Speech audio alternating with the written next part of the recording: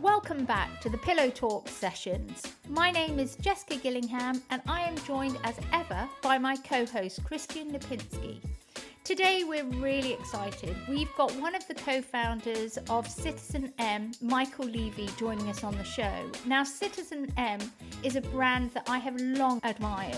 The way that the brand focuses on space is really different from traditional hospitality. Absolutely, Jessica. citizenM has really redefined what modern hospitality can be with innovative modular rooms, a strong focus on sustainability, and a unique approach to guest experience in community spaces. Michael, thank you so much for coming on the podcast and discussing with us. I met you first in Toronto at High Tech a couple of years ago, and I really enjoyed having a conversation with you there about tech in hotels. Obviously it was high tech. And so when we were planning this podcast, I really wanted to have you on. And also because I am actually a big fan of citizenM as well. And I know, you've done so much in the world of hospitality. I read what you write in Hospitality Net and things like that. So I know you've got real vast experience. So thank you so much for coming on and welcome to Pillow Talk Sessions. Thank you so much for having me, Jessica. I guess for our audience, if they're unfamiliar with you, Michael, maybe you can give us a bit of a background on you, some brief moments in your career and where you're at now. Yes, great. Thanks, Kristian. My career started after graduating from EMI, a program that Cornell did together with ESSEC in Paris. And it was a master's in hospitality management, joined Sonesta Hotels, where I had worked previously already, and enjoyed an 18-year career with them, opening hotels, remodeling hotels in Europe, the US, the Caribbean, and in the Middle East. So quite a rich experience. And subsequently, I joined NH Hotels in Europe, and was responsible for their Northern European portfolio, which was a wonderful journey. But at one point in my mid-40s, I realized that either I had outgrown corporate or corporate had outgrown me, one of the two, but I needed to do something myself and started to become entrepreneurial and ended up with partners in the end, building citizenM over the past 19, 20 years. I would say citizenM, for those that don't know the company, we are a mid-market player. We have boutique hotels that maybe in its offer have small and efficient rooms, however, are at AAA locations in metropoles and have an extremely high-end luxury touch and feel. So it's more like an aspirational property for people to be at. And we developed it with my partners actually for the frequent traveler, those that are always on the road, whether that is for business or leisure. So we offer a limited service product, but to them it comes across as 100% what they're looking for. And with the brilliant locations, we are able to offer it at a lower price than the competition in our immediate surroundings. But we call it affordable luxury, but still be accessible for everybody. So that's a little bit where we are. We have most of our hotels in Europe and the US, although we do have two properties in the Far East as well, in Taipei and in Kuala Lumpur. And I have stayed in two of the citizenMs, and I guess I'm probably the absolute example of your target customer, a business traveller. I've stayed in New York in Times Square and then also Tower of London. And I also frequently actually meet people for business meetings at the London one, the Tower Bridge one as well, because not only is it just, really good, simple rooms that are just what you need when you're on a business trip, it does also have that kind of co-working lounge facility where you can really do meetings and work. And it feels like a co-working space or like a sort of cafe, but nicer than a cafe kind of co-working space. And that's one of the things that I really love about citizenM. Yeah, thank you. We tried to create a living room feel. So, if you look at our homes, the epic center of our homes is the kitchen. So when you walk in, you stumble against the bar, and whether that is for a cup of coffee in the morning, barista made, or whether to shake a cocktail at night, it is right at the center. And the food and beverage is more sort of served in a pantry style. So it's very homey. And the living rooms provide, easy sections, high, low seating, more around the table. So there is a variety. And indeed, that co-living, co-working is what we want to achieve, because our rooms are extremely small, very efficient and profound in their execution and in their functionality. So there is no problem. But we want people to come down just like you would be in your living room at home.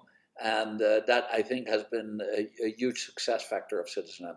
Absolutely. And I think with citizenM as well, it's unusual also in the fact that you aren't, you're not just operators, you are hotel developers as well as designers.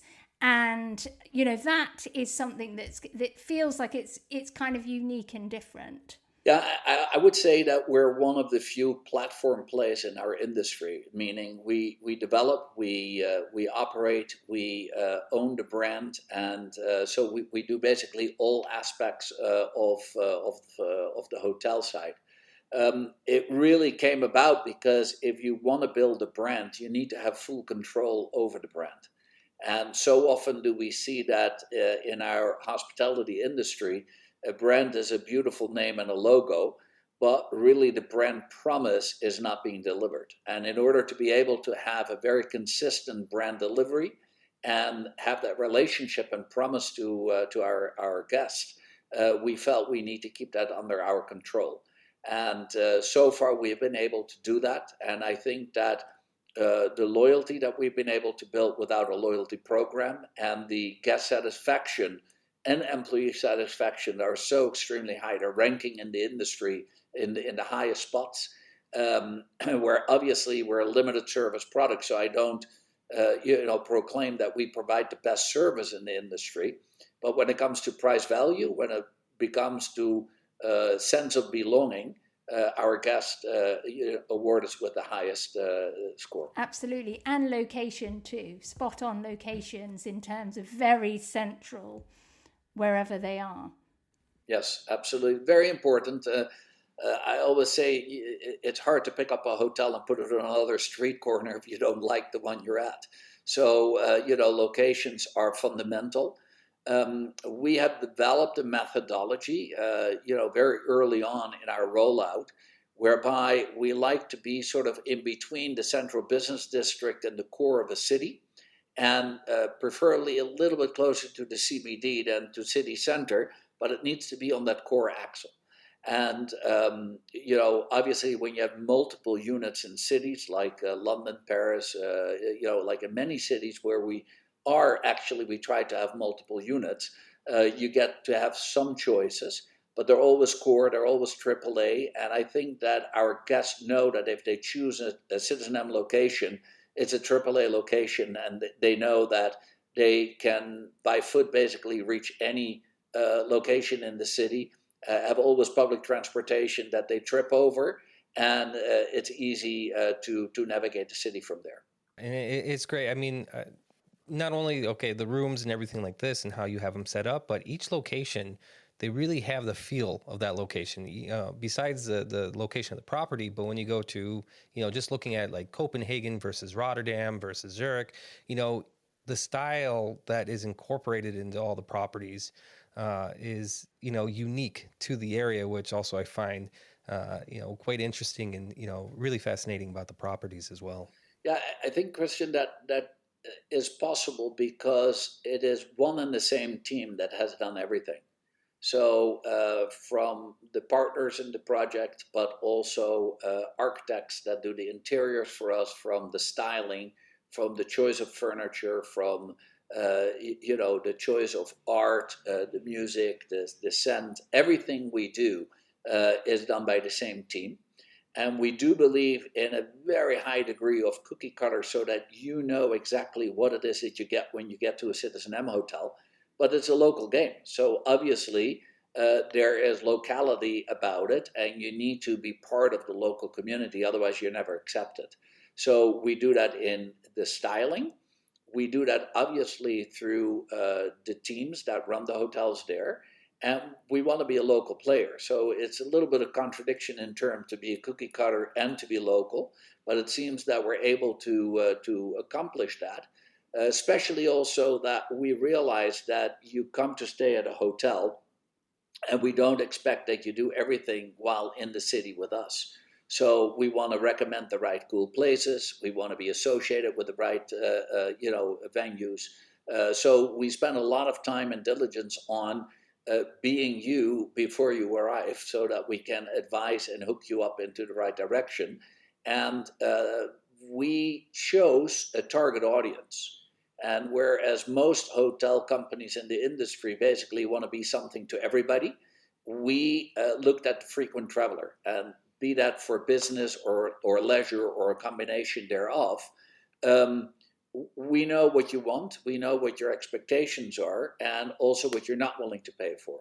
So our product resembles really what you're looking for as 100%, whereas we have a very limited product that we offer. And I think that has become the strength, combined with teams that provide service based on the value of my partners and myself. And these values are very human-centric, very down-to-earth, not overly complicated. So a hi and a smile is more important for us than repeating your name 3 times. And we believe that in today's digital age, you want to have an app, you want to be able to do seamlessly everything. But when you walk in, you want some eyes catching you and a smile. And even if it's an air whisper like, hey, welcome, or I'll be right with you, whatever it is, we're still in the business of providing hospitality. And we're able to do that efficiently, I think, in our living rooms. Absolutely. And I think that in terms of brand, knowing what to expect, especially for frequent travelers, which are going to come back again and again, to different cities and they want to, including myself, know what I'm going to get, know that experience. And even you mentioned scent.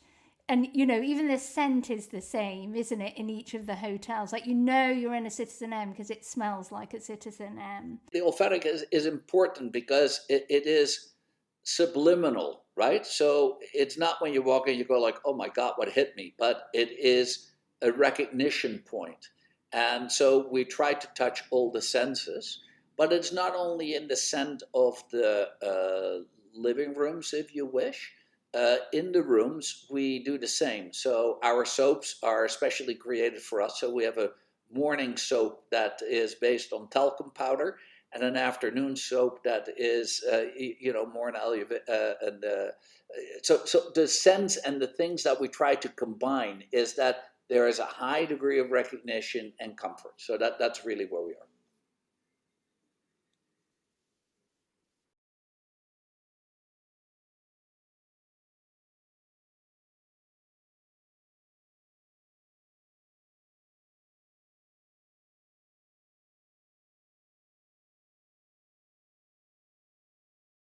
One of the things that we're really interested in is the hotelification of real estate, and how different types of lodging are coming towards things more from a service orientated model, whether that's the multifamily or the living sectors, or of course the hotels and short-term rentals, sort of looking at things from a guest perspective in a way, and an experience perspective rather than just a building. And I suppose, it is making sure that there's that, but it's not trying to do all kinds of different lodging. But with that mentality, it's knowing what you are, whether you're a hotelier, whether you're an apart hotel, whether you're a build-to-rent multifamily student living, operator, but kind of keeping to that. Because we know that there are lots of operators that are trying to do quite a few different things today. Yeah, I think that, you're mentioning a couple of ingredients that mount up to the fragmentation of in our industry, right? So as asset owners, you are one particular class, where you mention brands on the other side, where basically through asset light and franchising, you have about 2 extremes that really are making consistency in our industry difficult.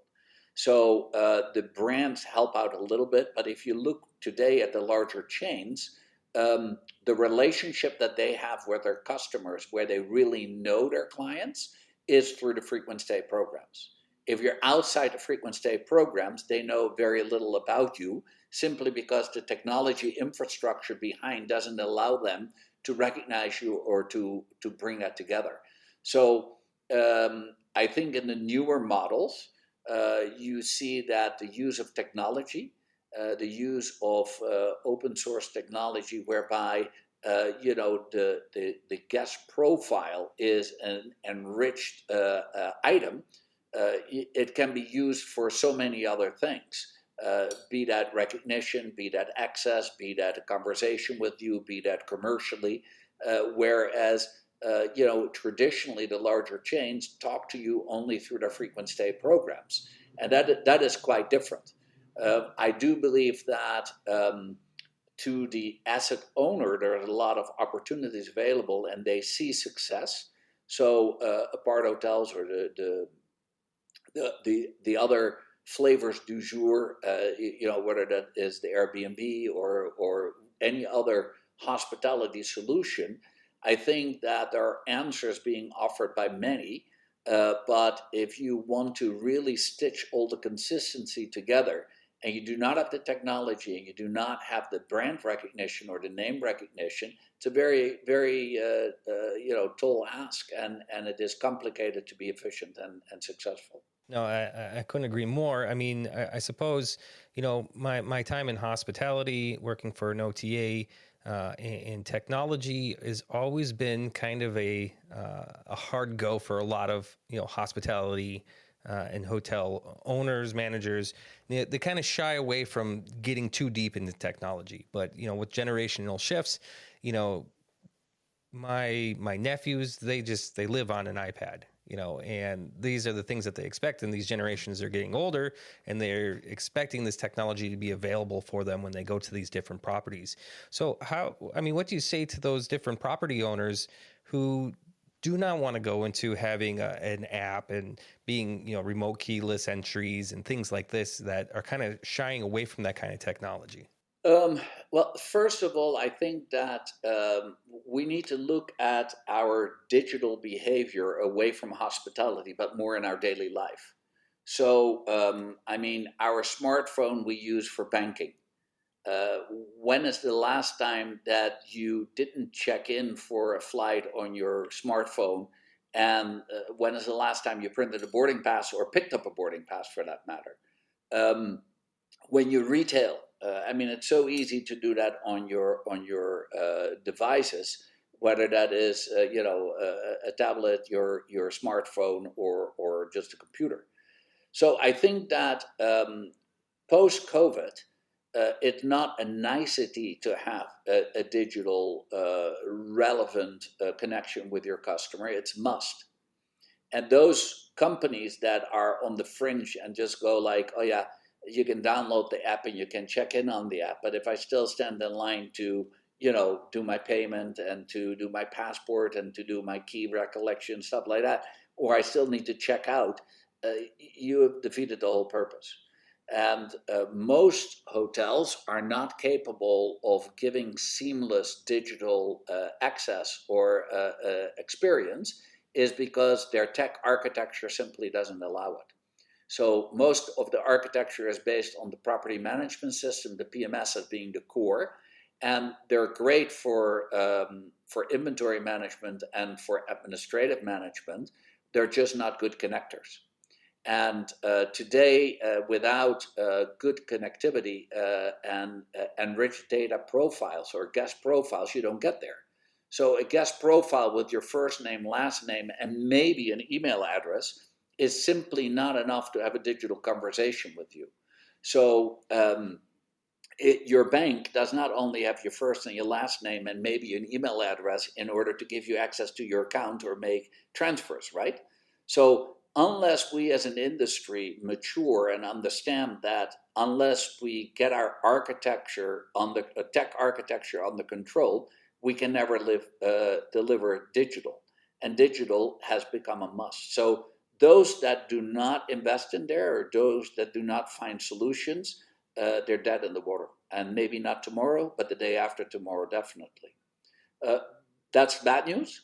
The good news is that there are really relevant systems out there for large chains, for mid-sized chains, and even for the independent hotels, whereby you can step out of your legacy nightmare and get into a API first or a open source system that provides all that, and you can buy it right now off the shelf. What is really the challenge and what is holding the industry back is that untangling legacy from the past is a huge job. So, straightening out all the spaghetti in a pot is a lot of work. So I always advise people, make the transition, but outsource that as a project and bring people in from the outside, because it's inhumane to ask that from your in-house people. Yeah, it does feel like it's the last bastion of digitization, doesn't it? Hospitality in our lives as consumers. We're used to doing it in everywhere. Even with children, like booking, doing homework, everything is kind of digitalized, as well as anything retail or travel. It does feel like this is, booking a hotel room, checking in is often very painful to do it. I've just booked with travel a couple of different places, and they're asking for all sorts of information from me, that I have to then go online and email it and find it, rather than actually them knowing who I am, which any other place that I buy things do know that they don't need to keep asking me for different bits of information. Yeah, Jessica, there's another reason why it is important, and you mentioned that ownership and the asset side of things. Let's be honest that the valuation of hotels is still a multiple on profit, right? And I do believe that with the rising cost, if we do not understand how we can reduce our cost operationally and where that sits, we never get there. So can I automate a cook? Can I automate, several services? No. Where can I automate and basically have the guest become the employee? Because that's what it is, by providing a digital journey. And the funny thing is, the guest perceives it as having control. I don't have to wait in line. So they see it as a benefit to have this control. So they are willing to participate, but then we need the technology to do that. I guesstimate that if we want to make use of technology and AI and maximize that, it could have an impact of maybe 20, 25, 30% on our costs in the industry. And what we need to do for that is make that migration and make that mind shift. But often in our organizations, it is a CTO or a CIO, a Chief Information Officer or a Chief Technology Officer, that is a lonely wolf that is crying something, or it is a Chief Commercial Officer that has a need, or an operations, a Chief Operating Officer that has a need. But it's never as the C-suite, under the leadership of a CEO, that they say, hey, what do we really need to do with our tech architecture, and where does it touch all of you, and how can we do this as a joint effort? And that deals, unfortunately, with the undereducation in our industry, whereby the depth of pragmatic,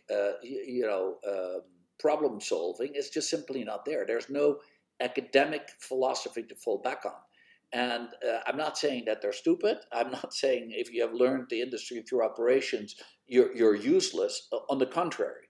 But when it comes to this progress, and you do not know how to be more self-critical and to reinvent yourself constantly, you're going to miss the boat. And that's happening in our industry.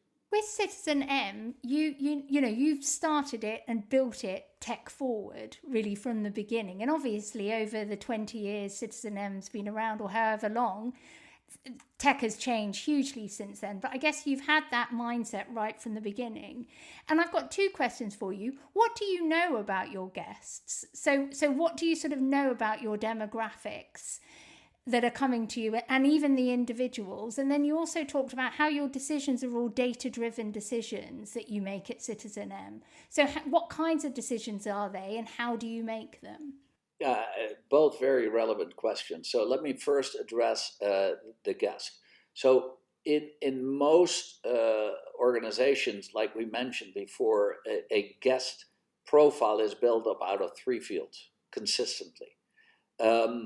If you want to have a relevant conversation with the customer, the requirement sits, if you're between 50 and 100 fields that you utilize of relevant information, you get to a certain degree of relevance. And I need accuracy in knowing that I talk to you, Jessica, or to you, Kristian, because I cannot just think I'm talking to you and have a conversation with you. I need to know it's you. So we need 98, 99% of accuracy in guest recognition and knowing that I talk with the right guest, and that profile enrichment and that profile cleansing can only take place if all systems are connected and have one system of record, and that reproduces the truth to everyone. So that is mostly from our systems, because if you come in through the app, or you come in through a reservation, or if you come in through a food and beverage reservation, or whichever way you enter the system, I need to make sure that it is you. And there's many methodologies to do that, and it's getting more and more refined. But if I do not know it's you, it's a serious problem. So I would say that on average, including the frequent stay programs, our industry sits at 35, 40% of actual accuracy in knowing it's you, whereas you need 98, 99%. So it's terrible. So I cannot get there unless I build up that and I use your profiling against not only my own data, but also outside data, whether that be social media, whether that be other information that I can find on you. And I always need to tie it back, and it's not only on name. There's many methodologies that have been enriched today that can do that. Once I know it's you, now I can have a meaningful life cycle relation or conversation with you. And then I want to know a lot about you, but it doesn't have to be personalized about you. I need to know your patterns. I need to be able to fit you in patterns that deal with my business. And then I can communicate with you very efficiently. So we have built it up.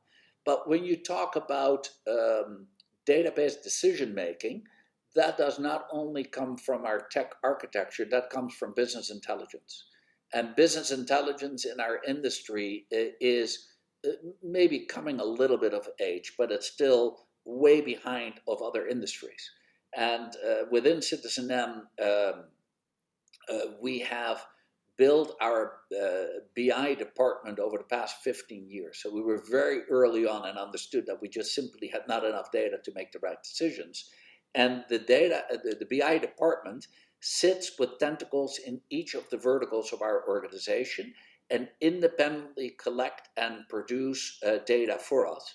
And that are data scientists. So those are people that have no clue what a cup of coffee is or how to straighten out of bed or provide any hospitality service. These are data geeks.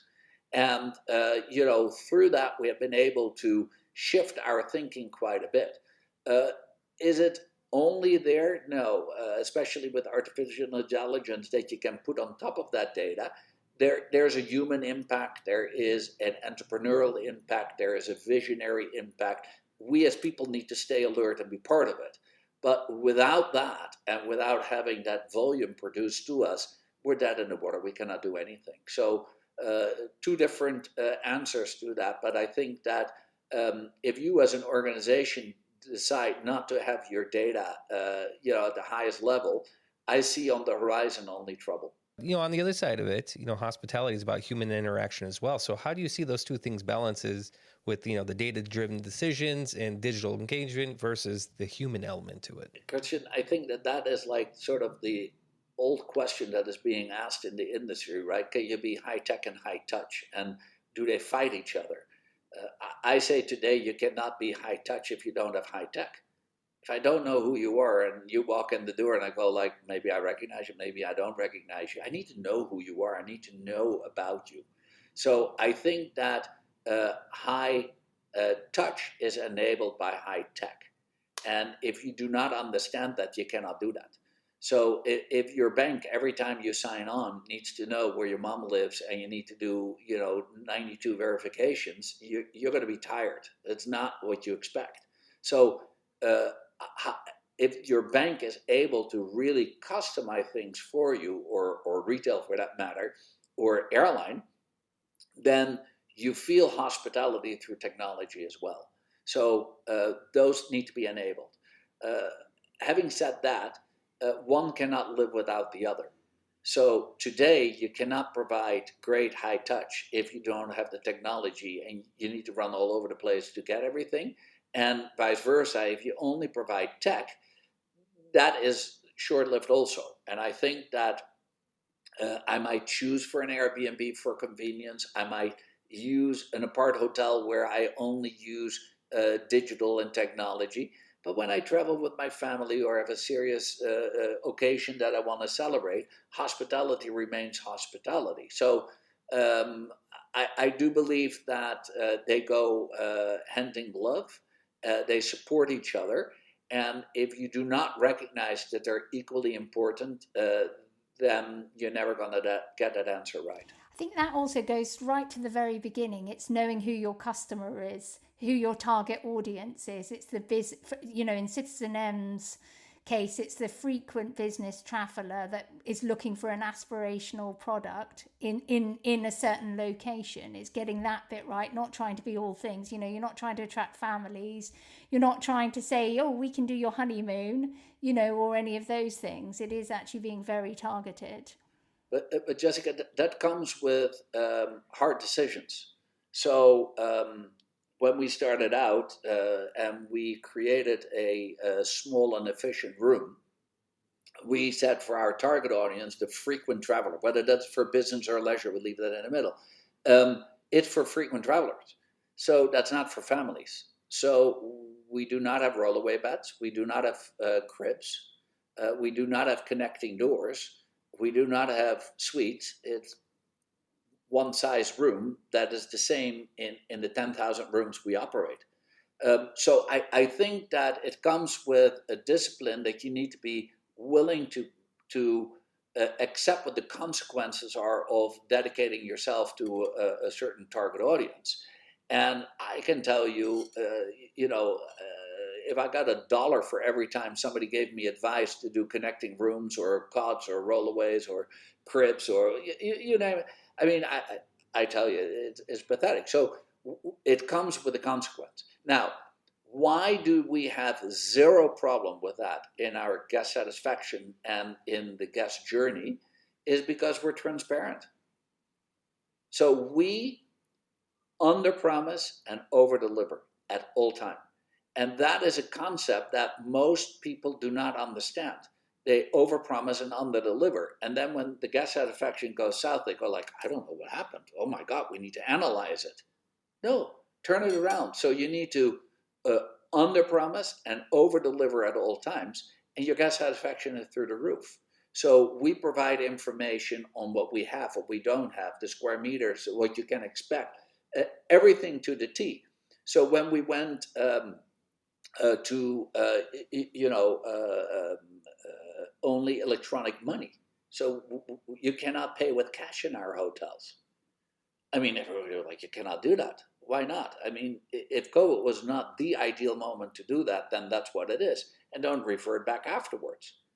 But we're very clear on it. So everybody knows. So it's just a mentality whereby you need to be very clear on what you do, and then you need to think about all the consequences. What does it do with tipping? What does it do with a lot of the consequences of those people that create every day who we are?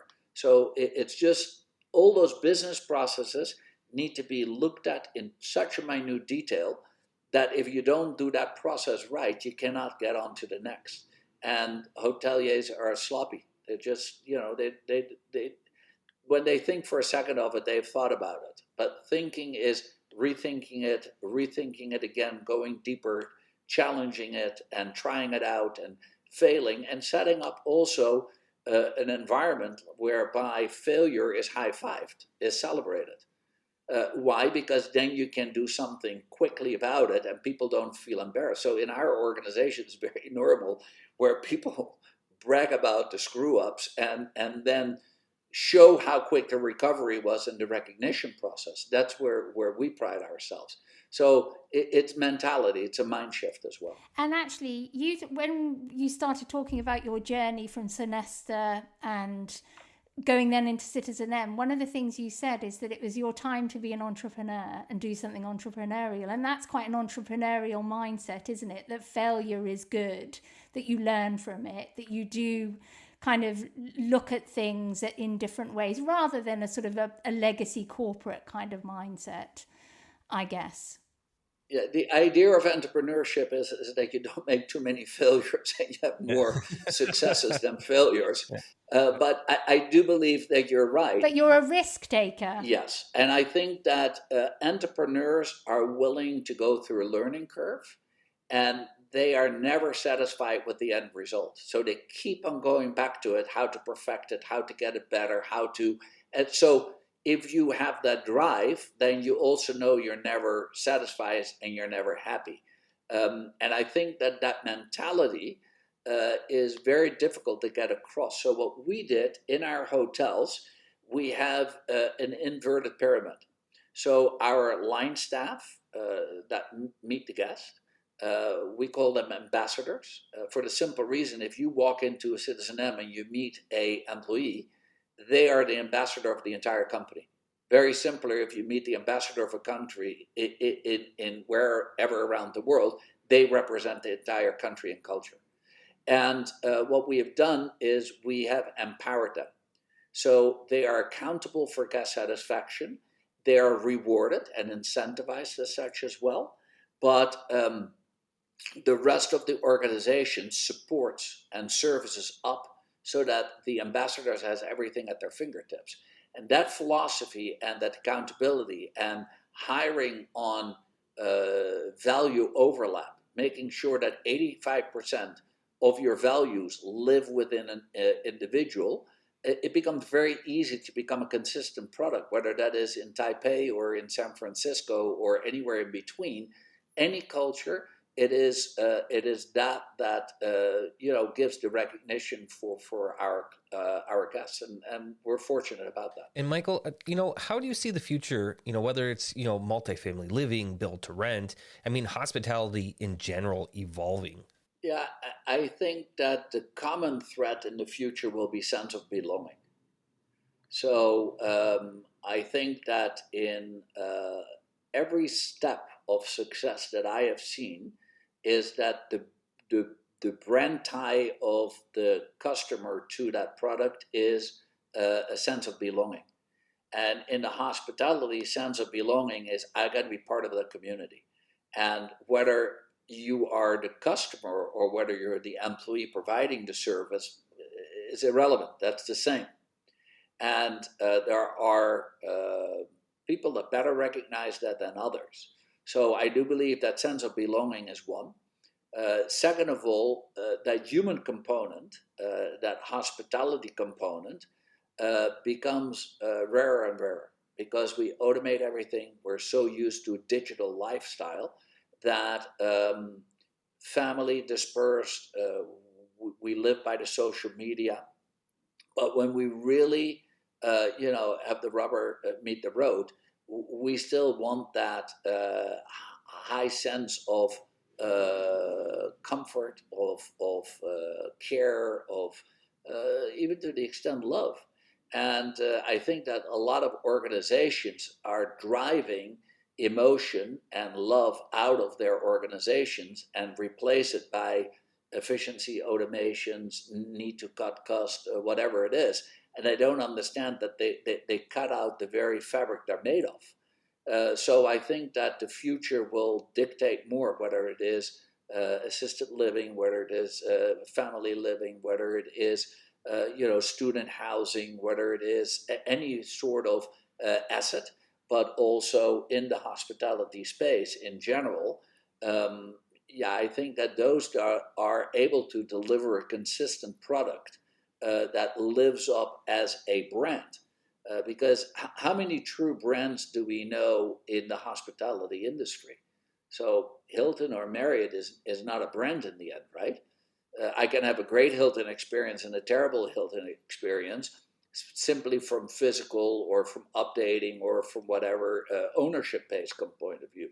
So it's difficult, and I'm not saying that we are spotless in citizenM as far as experiences, but what I think we can pride ourselves on is that everybody that stayed at any of the citizenM hotels recognizes that high sense of comfort, of belonging, and of brand connect, and that I think what it's all about.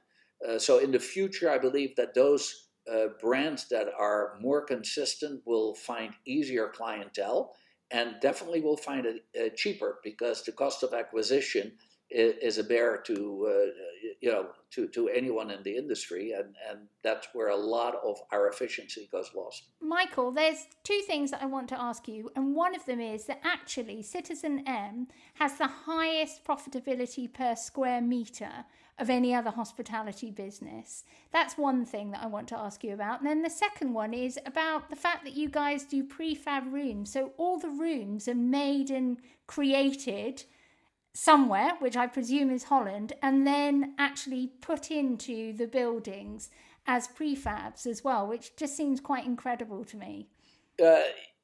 Jessica, let me first answer the second and then go to the first question. So we believe in modular construction, and indeed our rooms are a standard size that can be produced efficiently in factories, and then has the right size for shipping as well. So if you need deep loaders, it becomes very expensive, but the modularity that we have achieved, the shipping does not impede you from building and shipping the rooms across the world. And we started out with building the rooms in the Netherlands, where we started the company, but we migrated to the UK, where there was an ability to have modular construction. We shifted it to Poland. We are now producing as well in China, because we have a high degree of repeat and a high degree of quality of value engineering, not only from a financial but also from a product point of view.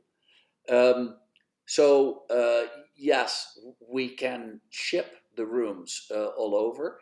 And the only thing that needs to happen on premise is basically the caulking and the placement of the easy chairs, because that's the only thing that moves, of course, during transport. But they are built for location and are the building module as well. About 60% of our hotels are modular built, and those that we built more traditional, either because of mixed use or because of conversion, we're still capable of taking advantage of that learning, if you wish, that value engineering. The second part,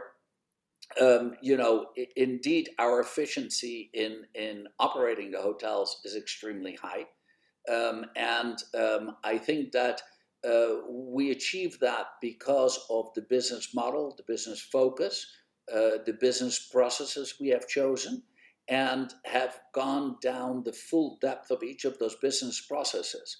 And it is the accumulation of all those that makes us as efficient as we are. It is not one or the other. And just before getting online with you, I gave a guest lecture for INSEAD, and we were talking about Blue Ocean, and I was asked, okay, how many people have copied you? And I would say that it's not about copying, because there's a lot of people that understand that the mid-market boutique focus is a very good focus for industry. But if you see the depth of the business processes and the depth of success in that, it doesn't accumulate to the financial success we have. So I think indeed we outperform per square meter the industry by far. And we're pretty proud of that. So, we can be next to any 5-star, 4-star hotel in any location around the world and still outperform them from a return per square meter or square foot. And that's ultimately, where the asset decision should be made, right? Absolutely. Michael, is there anything else you want to share before we wrap up today's episode? I have maybe one other thought that I want to leave behind, if you allow me. Yes. We spoke a little bit about the technology need and the necessity to have technology architecture. And I think that it's fair to say that the tech knowledge within our industry, in general, within the operations or the running of organizations, is insufficient. And I believe that we have been by far a vendor-led, industry, whereby today finally there are systems that come of maturity that allow us to clean things up. And mostly that sits in the middleware. If we allow middleware companies to become the system of record and have any other system attached to that middleware, we provide ourselves a huge service, because a system of record, they can cleanse the guest profiles better, and they can mirror it back to all the different ways where the guest profile is utilized or initiated. The biggest problem that I see, it's not that the technology is not there. There are great technologies out there today. The problem is that we have insufficient knowledge internally, or it is too heavy of a decision to make on how to get there. And I believe that if we do not see that as a significant project, and that ultimately allows us to get to the digital age that we need to be at, that we discussed, see it as a project, get project management on it, make sure that the entire C-suite makes that decisions in order to make sure you involve everybody's need and desires into the outcome, but more importantly, outsource the whole process of switching over. And if you do that efficiently, I think that we can speed up that process and get to that promised land faster.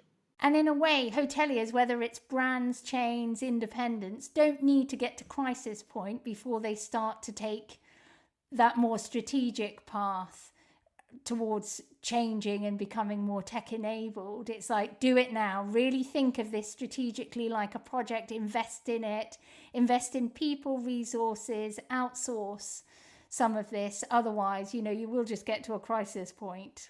Yeah, the way I usually compare it is that if you're going to build a house, then it's a good idea to get an architect, and it's a good idea to get some people making the appropriate calculations of load bearings before you start to look for your, contractor. And so also here, this is such a big job that we have ahead of us.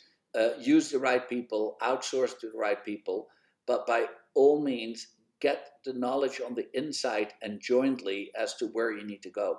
And you say, don't wait till your back is against the wall.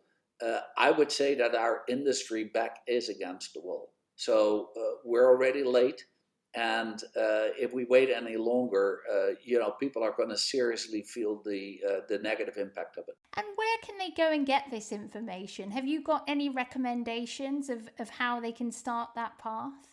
Well, you and I met at High Tech, HFTP, and HFTP, the Hotel Finance Technology Professionals, is a great association. I would say that HSMAI, when it comes to distribution and the commercial side and revenue management, is a great association. I would say that when it comes to technology and get advice. It is going so fast. I'm passionate about it, and I would still, hesitating giving too much direct advice, because it is changing every minute, and there's great people that keep up and make it their life dedication to do that. Get the right people to help you from an outsource point of view. Do not overload your people on the inside or think that this is something that can just be picked up. It's not. And if you don't do it, the consequences are huge. Absolutely. Michael, thank you so much for being a guest. It's been really great speaking with you and learning more about citizenM, but also your take on that technology, human touch, digitalization, and the future. So thank you very much for your time. Sure, no problem, Jessica. Pleasure of being there, Kristian. Thank you. And that wraps it up for us today. Thank you so much for joining us on this episode of Pillow Talk Sessions. A huge thanks to Michael Levie for sharing his invaluable insights and taking us inside the vision that drives citizenM. You know, it's always inspiring to see how industry leaders like Michael are not only adapting to change, but shaping the future of hospitality and thus built to rent. Now, if you enjoyed today's conversation, which I hope you did, make sure you head over to pillowtalksessions.com where you can subscribe to stay up to date on our episode releases. And don't forget to follow us on LinkedIn for more inspiring interviews and content as we explore the evolving world of hospitality, multifamily living, and the impact of brand-driven experiences. Until next time, thanks for listening, and keep thinking about how to make every guest interaction meaningful.